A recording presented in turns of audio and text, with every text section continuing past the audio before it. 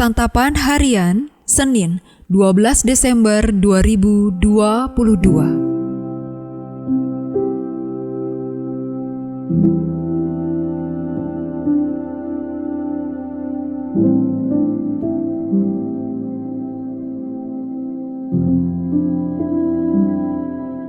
Inilah program Santapan Harian, sebuah program yang mengajak Anda menelusuri isi Alkitab, agar Anda menemukan makna firman Tuhan sesuai dengan konteksnya. Santapan Harian tertuju bagi Anda yang ingin memiliki kehidupan rohani yang segar, kuat, dan sigap. Hari ini kita akan membaca Nehemia pasalnya yang kelima, ayat yang pertama hingga ayatnya yang ke-13. Namun sebelumnya, mari kita berdoa. Berfirmanlah ya Yesus, kami serahkan hidup kami kepadamu. Berfirmanlah ya Yesus, sekarang kami milik-Mu. Berfirmanlah ya Yesus, berfirmanlah, kehendak-Mu ingin kami mengerti. Di dalam nama-Mu Yesus Kristus kami bersembah. Amin. Nehemia 5 ayat 1-13. Maka terdengarlah keluhan yang keras dari rakyat dan juga dari pihak para istri terhadap sesama orang Yahudi. Ada yang berteriak, anak laki-laki dan anak perempuan kami banyak, dan kami harus mendapat gandum supaya kami dapat makan dan hidup. Dan ada yang berteriak, ladang dan kebun anggur dan rumah kami gadaikan untuk mendapat gandum pada waktu kelaparan. Juga ada yang berteriak, kami harus meminjam uang untuk membayar pajak yang dikenakan raja atas ladang dan kebun anggur kami. Sekarang, walaupun kami ini saudara sedaging dengan saudara-saudara sebangsa kami, dan anak-anak kami sama dengan anak-anak mereka, namun kami terpaksa membiarkan anak-anak lelaki dan anak-anak perempuan kami menjadi budak. Dan sudah beberapa anak perempuan kami harus membiarkan diri dimiliki orang. Kami tidak dapat berbuat apa-apa, karena ladang dan kebun anggur kami sudah di tangan orang lain. Maka sangat marahlah aku ketika ku dengar keluhan mereka dan berita-berita itu. Setelah berpikir masak-masak, aku menggugat para pemuka dan para penguasa. Kataku pada mereka, masing-masing kamu telah makan riba dari saudara-saudaramu. Lalu kuadakan terhadap mereka suatu sidang jemaah yang besar. Berkatalah aku kepada mereka, kami selalu berusaha sedapat-dapatnya untuk menebus sesama orang Yahudi yang dijual kepada bangsa-bangsa lain.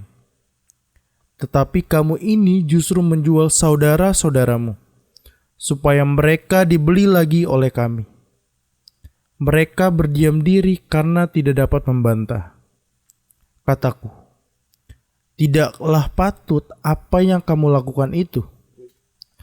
Bukankah kamu harus berlaku dengan takut akan Allah kita untuk menghindarkan diri dari cercaan bangsa-bangsa lain musuh-musuh kita? Juga aku dan saudara-saudaraku dan anak buahku telah membungakan uang untuk gandum pada mereka. Biarlah kita hapuskan hutang mereka itu. Biarlah kamu kembalikan kepada mereka hari ini juga ladang mereka, kebun anggur, kebun zaitun, dan rumah mereka. Pula hapuskanlah hutang mereka, yakni uang serta gandum, anggur, dan minyak yang kamu tagih daripada mereka. Berkatalah mereka, itu akan kami kembalikan, dan kami tidak akan menuntut apa-apa dari mereka. Kami akan lakukan tepat seperti yang Engkau perintahkan. Lalu aku memanggil para imam dan menyuruh mereka bersumpah bahwa mereka akan menepati janji mereka. Juga kukebas lipatan bajuku sambil berkata, demikianlah setiap orang yang tidak menepati janji ini akan dikebas Allah dari rumahnya dan hasil jeripayanya. Demikianlah ia dikebas dan menjadi hampa. Dan seluruh jemaah berkata, amin. Lalu memuji-muji Tuhan. Maka rakyat berbuat sesuai dengan janji itu.